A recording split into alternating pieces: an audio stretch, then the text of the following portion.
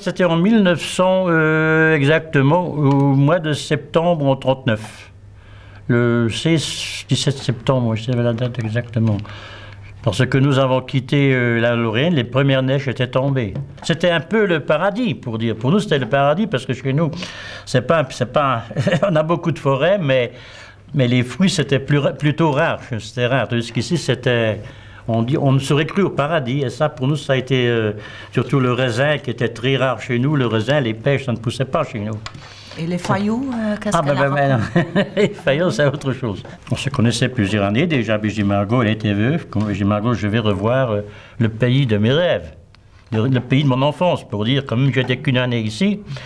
Mais toi, tu restes là parce que là, c'est la fin du monde, je dis. Là, tu ne sais pas si tu sais, parce que ce sont des gens de ville, les luxembourgeois ont une autre façon de vivre, vous savez, une autre façon de vivre. Là, c'est la fin du monde. Je dis, comme j'avais vu, c'est la fin du monde, parce que ce ne sont plus les raisins et les pommes qui intéressent la jeunesse d'aujourd'hui. Alors, non, je viens avec. Bon, finalement, nous sommes arrivés, traversé Richelieu, j'arrive à la ferme, alors le cœur... Comme ça faisait comme ça. On a vu les gens âgés qui travaillent dans le jardin. Alors, ils sont aussi tellement drôles, habillés, je veux dire, des pantalons avec des pièces dessus. C'est la femme qui a fait ça. Bon. Bon, quand j'entre dans la cour... ça me plaît beaucoup. Et je trouve une cour fermée avec des roses, des fleurs. C'était formidable. Et cette vieille maison avec les pierres, c'était une chose que j'ai jamais vue et ça me plaît terrible. Je tombe amoureux, un coup de foudre pour cette maison. Oui, finalement, cette ferme c'est une double ferme qui était occupée par une dame. Cette ferme était à vendre. Alors je dis à Lucia, ça me plaît beaucoup. Alors la dame, elle vend la maison. Mais non, il a dit, tu es fou. Qu'est-ce qu'on fait avec ça? Margot. Bon, une ferme, c'était habitable et l'autre, c'était une ruine. Oui, alors, mais c'était la ruine que tu veux bien, oui, cette ruine. Et je ne comprends pas pourquoi. Parce que la ruine, c'est ma maison. Voilà, c'est ça. C'est ma terre.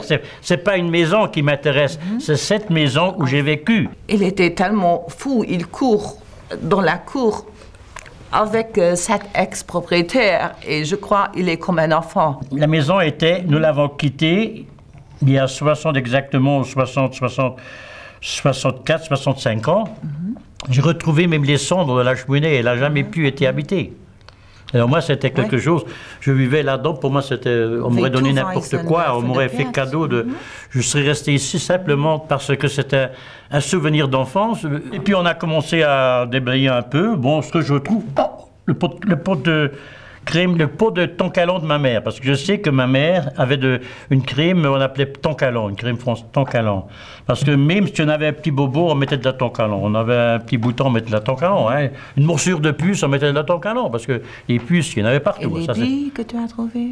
Ah, puis finalement des billes, et puis que j'ai retrouvé encore un pied d'une ancienne cuisinière, une ancienne, on appelait, les réfugiés ont eu, je ne sais pas par quel... on a eu un cadeau de la commune, c'était un poêle enfant. Et, oui. Et puis après la mine, hein? La mine que tu as trouvée de Snarangmine. Oui. Une grenade. Ah ben oui, la grenade, ça n'a rien à faire. On a trouvé une grenade. Oui, on a trouvé autre chose. Les grenades, c'était... Et à partir que nous avons acheté la maison, on a cherché plusieurs gens ici. Il raconte de tous les gens qui sont avec lui à l'école. Ils font des bêtises ensemble, ils jouent ensemble. Il a trouvé beaucoup de gens, ils sont plus âgés, Une fois, j'étais chez les Paillons, j'achète les œufs et le lait. Là, à Luxembourg, on ne trouve pas les laits comme ici, frais de la vache. Alors, je trouve une Marie-Thérèse Paillon. Alors, Lucia parle tout le temps de cette Marie-Thérèse Paillon. Alors, elle était arrivée dans la cour. Après 63 ans, elle était installée dans ma cuisine. Alors, je cherche Lucia. Viens vite, je trouvais quelqu'un, une copine d'époque. Alors, il est entré dans la cuisine. Il a vu cette Marie-Thérèse après 63 ans. Qu'est-ce que tu as dit? Marie-Thérèse. Marie-Thérèse. Alors, c'est Oui, Marie-Thérèse. Après 60. Voilà. C'était une grosse à l'époque, elle a mon âge. Et là, je l'ai regardée. J'ai dit Marie-Thérèse. Je lui ai dit directement, j'ai dit c'est Marie-Thérèse.